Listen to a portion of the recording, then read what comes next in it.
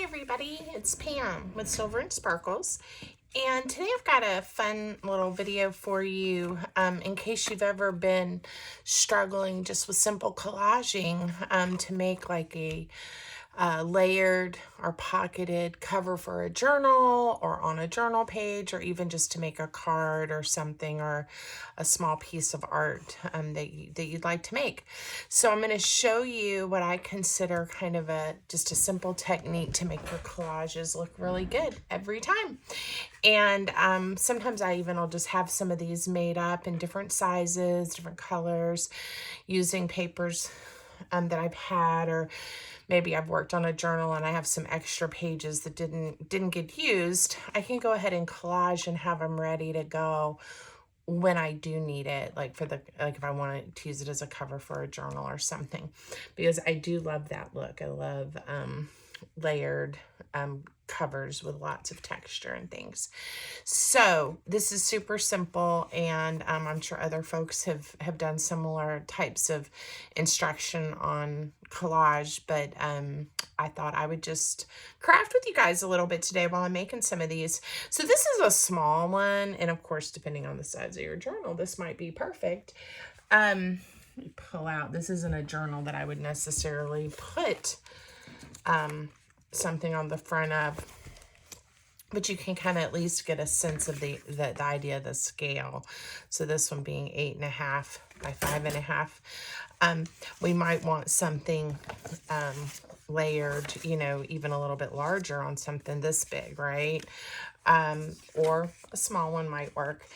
I'm also going to show you if you want to then end up using part of the collage or the collage itself as a pocket, so that then you could have tags or a photo or journaling spot or something there. So anyway, just to kind of give you a sense, normally, and I don't have one of them close by, when I make a layered front, the journal is covered with paper. It's not usually that type of just repurposed cover from a book. So, okay. So why don't we make one that is a little bit larger, so that you can kind of see. It also leaves you plenty of room, like, you could be stitching around some of these layers. You could use a pen and make some faux distressing or marks or edging. There's, again, so many things you can do. But this is just a that's blue, Pam. This is just a digital that was a collage sheet, and sometimes I use these and cut the elements up, because there's some great pieces here.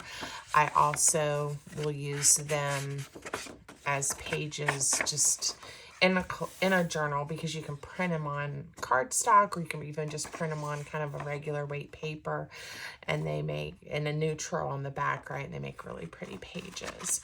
But they're also good for layering on the kind of collaging we're going to do today. So you need some type of base, right? You could go ahead and use book page. You could use something like, in fact, we'll do two. We'll work kind of on two as we go, so you can see how they come together. This is a page, again, from a kit that I used portions of the page, right?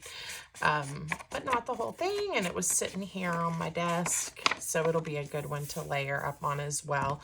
So then we'll have 3 sizes that we did. Now, the next key to kind of this process when you're collaging is to have some kind of neutral. And this is just packaging from that I got, it was the stuffing in a package, and I'm just going to tear it a little bit. You can also, this one I did the finger tear method, right? So that it's not a super straight tear line, and it gives it a little more interest. And sometimes, because I don't get it quite the way I want it, I'll then lay the ruler down to get just another smidge off of there to make it a little bit straighter, perhaps. Doesn't really matter, because when all is said and done, it's going to look fabulous anyway. All right. So I could tear down just a little bit smaller. So, one thing that is nice, if you can get the proportions to work, is if you have a rectangle, it's kind of nice to collage. This one's almost a square on top. That looks really nice too. This one I'm going to leave more of this rectangle shape, and we are going to actually only glue the 3 sides so that later, if we do want to add some, this is too big, but some kind of tag in there, we will be able to. It'll have to be more narrow because of the size of my paper. But, so as I'm collaging, usually I do ink, but sometimes I just place all my layers down before I glue anything down. I just kind of start layering, making sure I like what I'm doing. This paper is so thin, it's a little hard to ink. So I'm going to trim a piece. In fact, this one, I want the square a little bit bigger. I am going to do more of that square idea like I did here. So to get it about the width that I want. That other square was just a little too small. All right, so it's not quite a square, but a little bit closer. And this one has a little bit straighter edges, and that's okay too. All right, so I save when this brown paper is in a package. I get very excited. I have a big pile of it. I go ahead and I don't like, you can iron it and get it pretty wrinkle free, but I do straighten it out at least with my hands and fold it up so that then I have it to use. If you've watched some of my journals, I even have used it like to cover a journal and then added other papers and layers on top of it. So it, even though it's thin, it is a nice color and it layers really nice. Now I want another neutral. Now I'm going to use book page for mine. But you could also, I'm gonna reach behind me, you could also use like, maybe one of them will do the coffee dyed paper, like maybe for this one, since this is about the right size. I'm gonna, again, use the finger tear method. I hope I do pretty well. I want it a little bit more narrow. We'll do book page on one, and we'll use this pretty coffee dyed paper on the other. Okay. And it'll start coming together. All right. And then, let's see, I have a piece a little bit closer to the size that I need. I'm not measuring. I'm just kind of laying my pages down and eyeballing. And I'll do this one so it's not quite as precise. Now, when I'm collaging, you see I'm just throwing things around. I do make a mess. It's not something that I keep up with. I just kind of let everything, I think some of this is off camera, but I let it start flying. Okay, so these will need to be inked too. And I'm using, let's see, my favorite, obviously, my Distress Walnut Stain ink. It's Ranger or Tim Holtz. So sometimes I spend more time inking and really, if I want it really kind of grunged up, you can get it pretty dark, or even like thicker on into the paper, depending on how you do it. When I'm on camera, I don't tend to spend as much time on the ink distress as I might when it's just me here crafting. Okay. All right, these are coming together. I'm glad I decided to do 2 at once. This is kind of fun. Okay, now this one is on a little bit different scale because I've got rectangle, rectangle, rectangle. I'm gonna have to think of how to kind of pull this one together. But this one with the square, now I want a strip. I definitely know I want kind of a narrow strip similar to this one. Again, it could be a strip of paper. It could be a piece of lace. It could be a piece of lace. I realized I just covered my mouth up, y'all.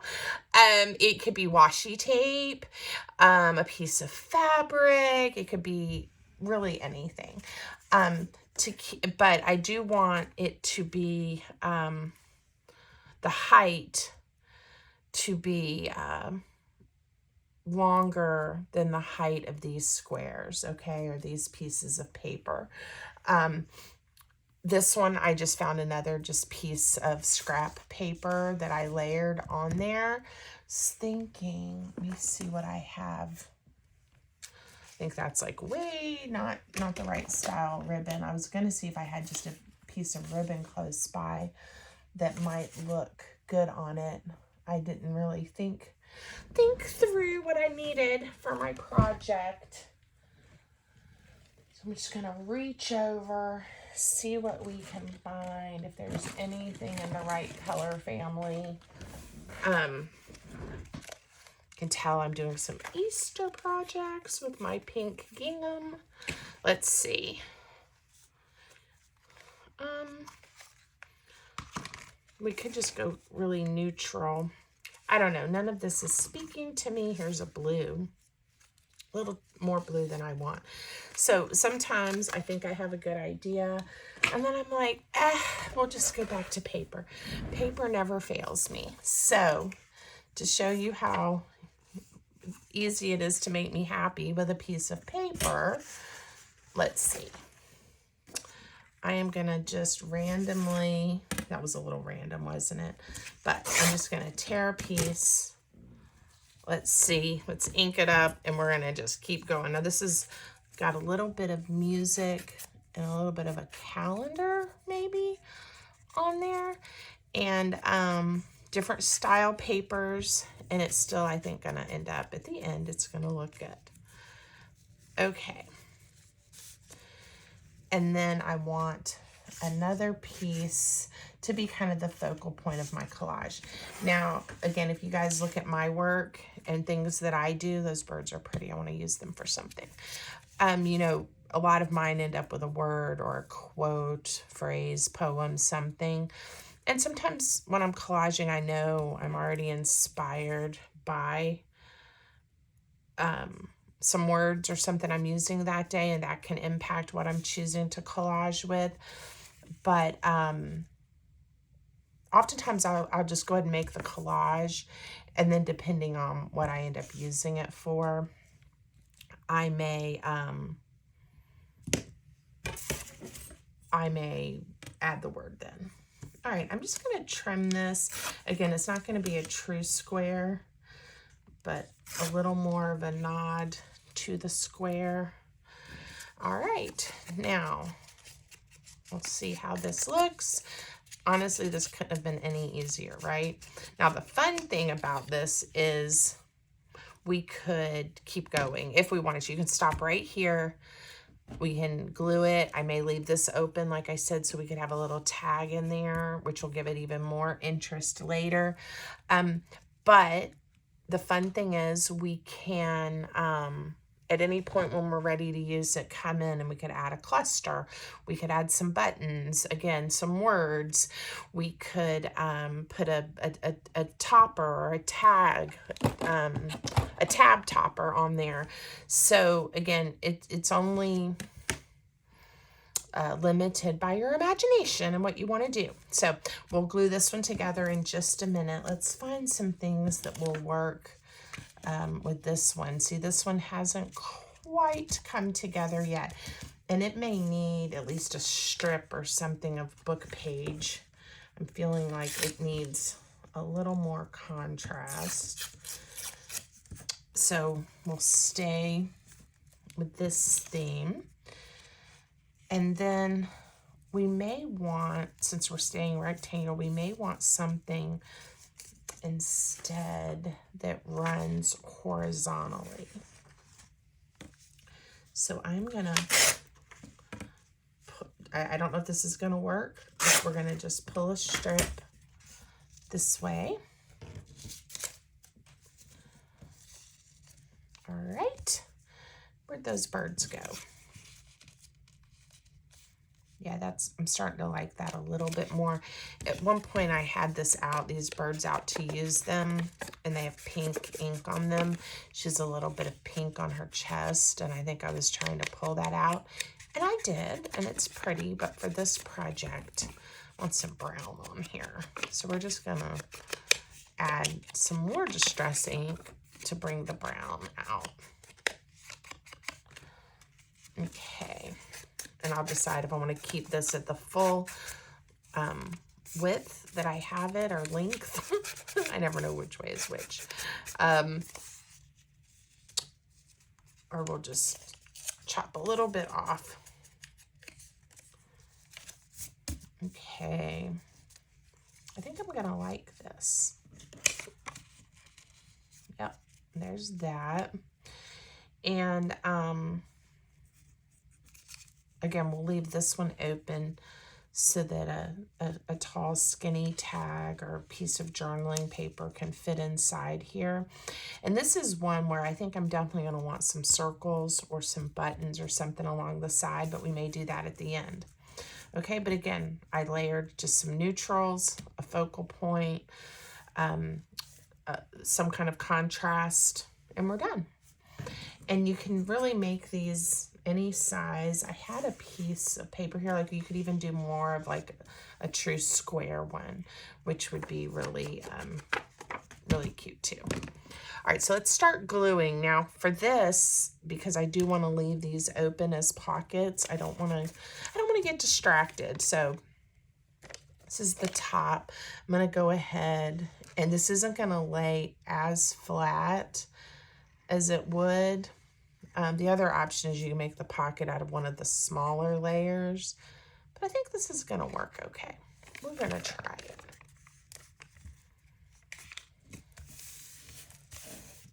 It smoothed right out. I really like working with this paper. All right, and now this one will add glue to the majority of the back of the page.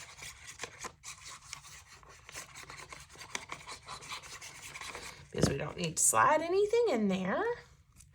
And if you're new to my channel, you may wonder what type of glue that I use. So I'm going to tear this off just a little bit more. I have different types of adhesive. If I'm going to use a glue stick, this is my go-to, the Yoo-Hoo stick, which actually I could use on this. And then when I need a wet white glue, which is what I was using in that little bottle, I use art glitter glue. It holds really well, and I like it a lot. So favorite glue stick, wet white glue. And then I also use a Fabrifix glue when I'm working with fabric, or when maybe I need a little more time, it takes a little longer to dry and I'll wiggle around more. And it's sort of like it's like a clear without getting hot. I think of it kind of like a hot glue, but not hot. It's like a synthetic or an acrylic kind of glue. I don't know if I just made that up or not, but that's how I think of it, and I keep it in a bottle too, and it looks like that. It's kind of gummy. I like it, but it definitely gets on your fingers in a different way. Okay, this needs a little something more, but we're going to set it aside for just a minute, and we are going to glue this one down, and I'm also going to leave this one as a pocket just in case we want to use it that way. You don't have to, right? You don't have to put something in there, but if you glue it down, you don't have the option. All right, and I'm not quite centering this because I kind of like it off center this way. Again, adding glue to the back of this piece.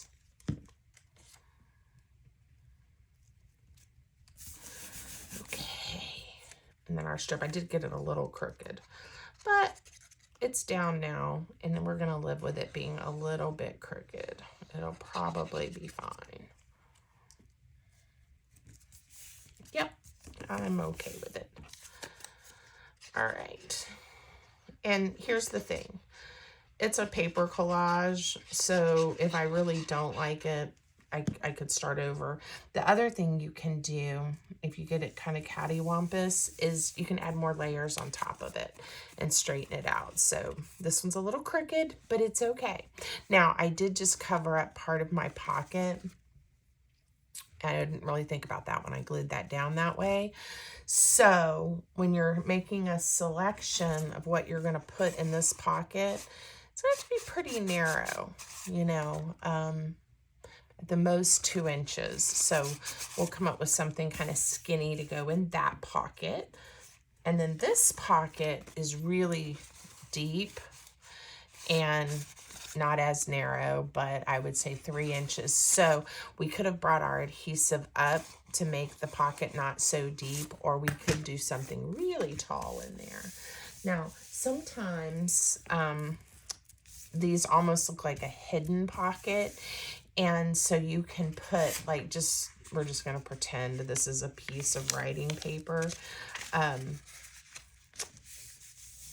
And you can put it down in here almost like a secret note, you know? And then, I mean, you know it's there and you can pull it out. It's still a little too wide for this one. A tag would be really pretty in here with some ribbons coming out.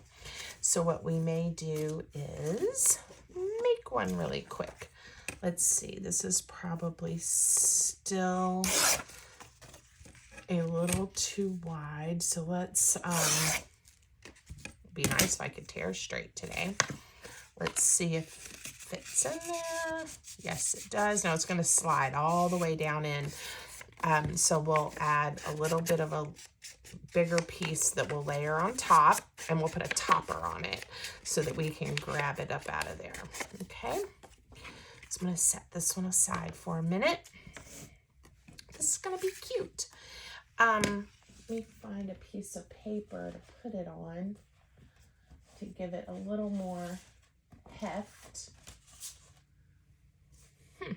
I keep finding interesting things. I don't even know what this is from. I obviously had some kind of idea here, but that's a little too thick. You never know what you're going to find in Pam's scrap pile. Okay, why don't we just put it on a piece of, this is craft paper that's a little bit thick. It's like a craft cardstock, but it'll be good on here. And I'm going to just make it a tag top with an angled top. So somebody taught me this years ago. If you haven't seen this trick, this is a pretend credit card. It's cardboard, but you can just randomly snip off all the corners at different angles.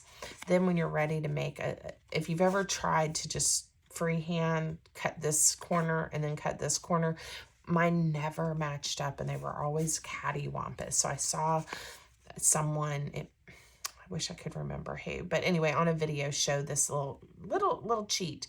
So I picked this corner. I could have picked any of the corners, and I lined it up, chomped it off. Now I just take the piece of cardboard. It doesn't have to be a pretend credit card.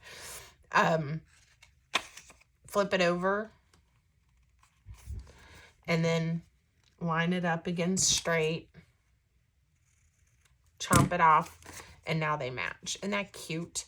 And again, I could have done any of the angles as long as I then flip it over and cut the other side. So that was a game changer for me. You can also, once you chop off the corner, you can then flip it over, line it up, and chop it. Sometimes they're so tiny, they're hard to hold on to.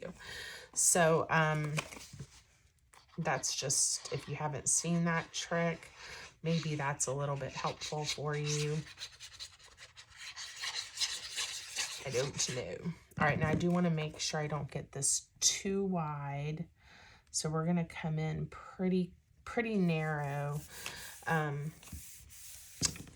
because I want it to fit in the pocket. If I have to trim even more off, I will, but hopefully this will still fit in this pocket with this little bit of craft cardstock showing. And then these I can just snip off following the angle. All right, now the moment of truth. Let's see if it fits. It does. And I could keep decorating this tag and layer it up and all of that, and I'm sure it won't stay just like this, knowing me. But for now, we're gonna just leave it at that. And then I'm going to put a little piece of ribbon at the top. Whoa, got something going on there. We'll just punch a hole. I'm gonna guesstimate the center. I could set an eyelet in here. That would be cute too. But I didn't get my eyelets out, so we're gonna just pull this piece of ribbon through. And because I put it on this pretty heavy cardstock, I'm not really worried about that hole tearing at this point. Okay, let's see. So now we definitely have a little more interest at the top of our collage from this tag. And this ribbon is so funny to work with sometimes. Okay, I like that. And if you wanted a pop of color, a different ribbon, or you could have brought that pink or some of this yellow or green in there, that would have been pretty too. Now this is all ready for a journal page, the front cover of a journal, whatever you decide. I did mention, for me, for interest's sake, I'll probably pop some circles or a little cluster or something here as well. But simple collage. This is the one that I had made ahead of time. Okay, and then what about this one? I like it. I like how it turned out. A skinny, skinny tag will fit in here.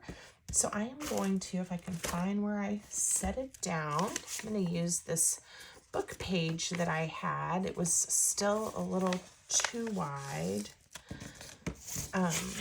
but it's 3 layers of book page because I just folded it up. 1, 2, 3. I'm gonna make sure, look, that fits. It's a little bit taller than what I need. And I'm gonna make this a really simple tab, or top of this tag. All right, I'm gonna glue it together. This will give it some nice thickness. Whoops, that piece, when I trimmed it off, I tore it, but that's okay. We're gonna just sandwich it in here with the other layers.